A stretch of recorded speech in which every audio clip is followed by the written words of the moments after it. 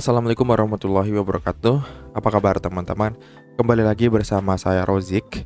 Di video kali ini kita akan melanjutkan video sebelumnya yang ngebahas tentang bagaimana cara menerapkan multi bahasa pada aplikasi Flutter kita.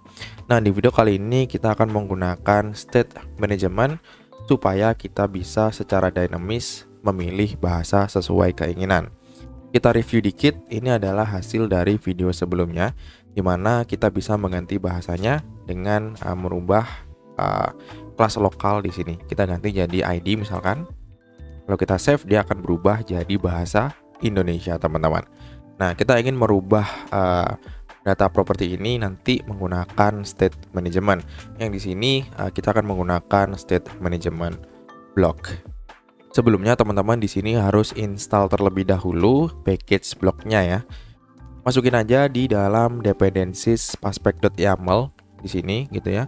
Kemudian kita akan menggunakan shared preference untuk menyimpan data current language atau bahasa yang kita gunakan. Setelah itu teman-teman bisa save aja atau jalanin Flutter pub-get. Oke, langsung aja kita bikin bloknya terlebih dahulu teman-teman. Untuk memulai menggunakan state management block, pastikan teman-teman sudah menginstal ekstensinya terlebih dahulu gitu ya. Ekstensi block atau Flutter block. Ya, ekstensi ini yang dibuat oleh Felix Angelov. Apabila teman-teman sudah install, maka kita bisa menerapkan state management block dengan mudah. Kita tinggal klik kanan aja folder yang ingin kita isikan sebuah state management block, kemudian pilih new block gitu ya atau new qubit. Kali ini kita akan menggunakan qubit aja karena untuk fitur bahasa ini sangat simpel teman-teman. Ya, klik aja kemudian masukin nama qubitnya. Di sini saya beri nama language. Enter.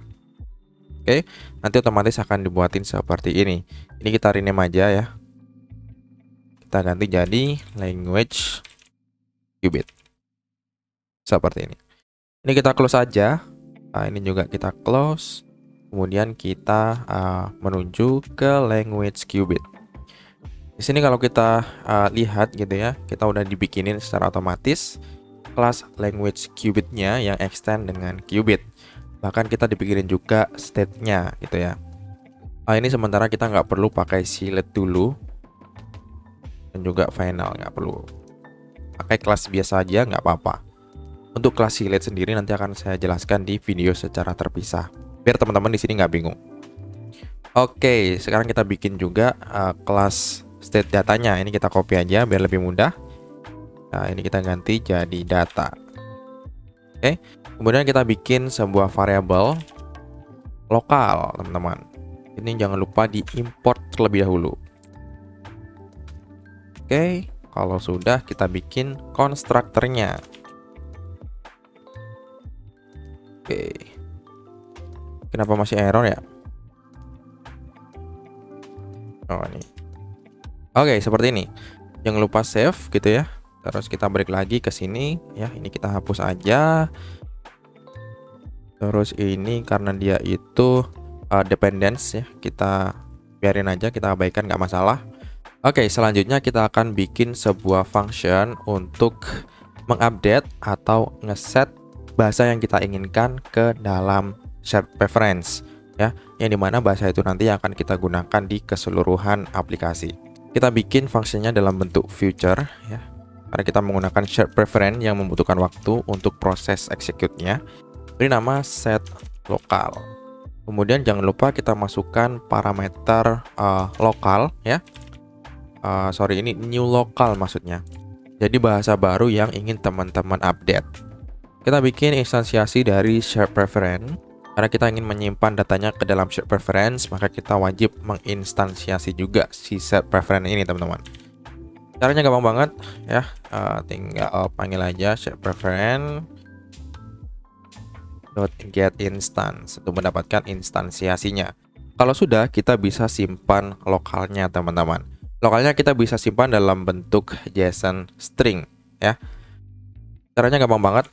Masukin aja pref.setString gitu ya. Kemudian key-nya kita bikin jadi language. dengan value-nya adalah JSON string atau JSON encode. Kita import dulu JSON encode. Kita bikin value-nya map string ya. Yang kita simpan di sini ada dua teman-teman, yaitu ada language code ya dan juga country code, karena di dalam lokal ini ada dua data ini yang wajib kita masukin ya. Kalau dilihat dari file main.dart ya, di dalam lokal ini kita menyimpan dua ini teman-teman. Ada language code dan ada country code di sini. Oke. Kita balik lagi, kita bikin key-nya adalah language code. Dengan kodenya kita masukin dari new local di sini. Seperti ini. Kemudian yang kedua adalah country code. Oke, seperti ini aja teman-teman. Kalau sudah, kita bisa emit ya data lokal baru untuk ngasih tahu ke si UI kalau ada perubahan pada data bahasa kita. Kita masukin aja class state-nya tadi yang kita bikin, yaitu language data. Seperti ini, dimana dia membutuhkan sebuah parameter yang sudah kita deklarasikan tadi, yaitu locale. Kita masukkan new locale teman-teman ya. Jadi di sini saya ulangi lagi, kita bikin function untuk set lokal ya, untuk mengeset data bahasa baru atau mengupdate data bahasa yang kita inginkan ya. Di sini new local. Kemudian new local ini kita simpan dia ke dalam shared preference ya dengan key language. Kita simpan dalam bentuk JSON string datanya, yang nanti ini akan kita gunakan sebagai bahasa di seluruh halaman aplikasi. Dan lalu kita lakukan emit ya, untuk ngasih tahu ke si UI bahwa data bahasa telah berubah, sehingga nanti si UI akan mengikuti perubahan yang terjadi. Oke, kita udah bikin set lokal. Selanjutnya kita akan bikin initialize atau get lokal ya. Kita bikin juga function future. Kita beri nama dia init, itu aja. Di sini sama, kita membutuhkan instansiasi dari shared preference ya, untuk mendapatkan data terkini dari bahasa yang digunakan. Kalau di sini dia set string, yaitu mengupdate data language ya, di sini dengan key language. Kalau di sini kita mendapatkan data string ini teman-teman ya. Kita bikin aja variabel string language seperti ini ya. Kita panggil aja wait ref dot get string teman-teman ya. Key-nya samakan dengan yang di sini, yaitu apa? Language ya, seperti ini. Oke, kita dapetin tuh language stringnya. Nah, sekarang kita lakukan decode dari si JSON string. Ini kan bentuknya tadi JSON string ya teman-teman. Kita decode sekarang. Wait, ini nggak perlu await sepertinya ya, karena dia bentuknya langsung string seperti ini. Oke, kita decode dulu ya. Kita buat sebuah variabel map string dynamic. Kita panggil json.decode, yaitu language string ya. Ini dia bentuknya seperti ini. Oke, karena dia itu sifatnya nullable gitu ya. Ini kita kasih kondisi if language stringnya sama dengan null ya. Kita emit language datanya secara default pakai bahasa Inggris ya. Jangan lupa kita tambahkan else-nya. Ini kita masukin di dalam sini teman-teman. Oke, ini kita hapus saja. Kita save dulu. Jadi maksudnya adalah ketika data language stringnya itu null gitu ya. Kenapa bisa null? Ya mungkin aja teman-teman baru pertama kali ngebuka aplikasi gitu ya, yang dimana dia itu datanya kosongan. Kalau dia itu belum di set sama sekali, maka kita ambil secara default bahasanya adalah bahasa Inggris. Tapi kalau enggak ya, nanti kita akan pakai bahasa yang ada di dalam shared preference ya. Langsung tuh kita emit, kita langsung pakai language data ya dengan parameter lokalnya ya, language dengan key-nya samakan dengan ini. Ini untuk language code. dan country code. Oke, seperti ini teman-teman, gitu ya.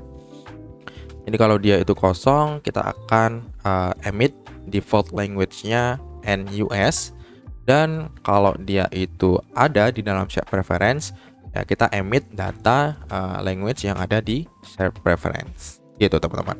Oke, jangan lupa kita save. Untuk bloknya mungkin gini aja gitu ya. Sekarang kita kenalin nih bloknya ke dalam main.dart. Kita wrap si material app-nya dengan blok provider teman-teman ya. Ini jangan lupa kita masukin language Qubit seperti ini ya. Ini kita import dulu, kemudian panggil si initnya tadi teman-teman ya, si init ini dengan cara kita bisa tambahin di sini .init seperti ini juga bisa gitu ya. Terus si material ini juga kita wrap dengan block builder language Qubit. Oke, jadi nanti ketika ada perubahan atau si emit ini ke trigger ya, widget block builder ini akan tribute lagi teman-teman ya. Jadi data lokal ini akan ke update juga. Kita tambahin ya, kita masukin data state-nya. Kita cek dulu apakah state-nya is language data ya. Kalau iya, maka ini kita set else-nya dulu nggak apa. Kalau iya, maka kita panggil tuh state.local seperti ini ya. Ini kita set defaultnya NUS saja. Oke, seperti ini. Oke, kalau udah kita coba save dulu gitu ya. Kemudian sekarang kita bikin UI untuk mengubah bahasanya. Kita pakai tombol simbol aja kali ya. Oke, di sini ini di bawahnya saya tambahkan size box dulu buat ngasih jarak. Kemudian saya akan tambahkan elevated button. Gampang aja. Ini saya copy, kemudian yang di bawah adalah Indonesia. Oke, kita save dulu, kita lihat hasilnya seperti ini gitu ya. Sekarang kita akan memanggil si set lokal teman-teman. Kita panggil function ini gitu ya di dalam homepage ini. Cara manggilnya cukup simple ya. Kita tinggal panggil aja block provider gitu ya, .of context.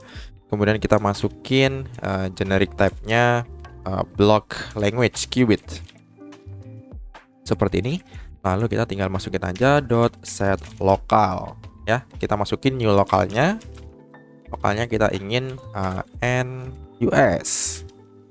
Ya, karena ini tombol untuk mengupdate menjadi bahasa Inggris ya, teman-teman. Seperti ini. Ya, ini kita copy juga ya. Kita masukin di dalam bahasa Indonesia. Ini ubah jadi ID dan ini kita ubah jadi ID juga. Oke. Simpel aja, cukup seperti ini. Kalau sudah, kita bisa restart gitu ya teman-teman, biar bloknya terinisialisasi secara sempurna. Oke, kita lihat. Oke, ini sepertinya sudah ya. Kalau kita klik sekarang, ini kan bahasanya bahasa Inggris ya. Kita klik yang bahasa Indonesia sekarang.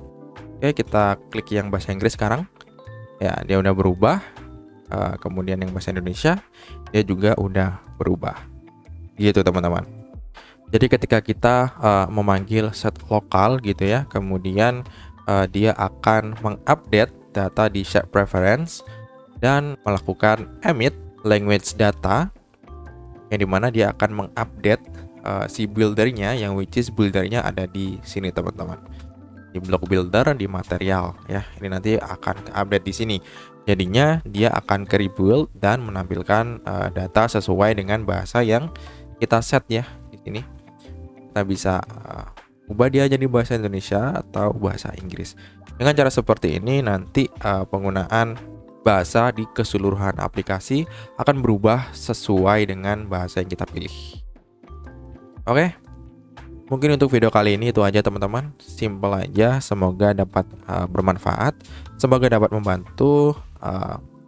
Jangan lupa like, comment, dan subscribe channel video ini agar channel ini dapat berkembang dengan baik ke depannya. Cukup sekian, saya akhiri. Saya Rozik. Wassalamualaikum warahmatullahi wabarakatuh.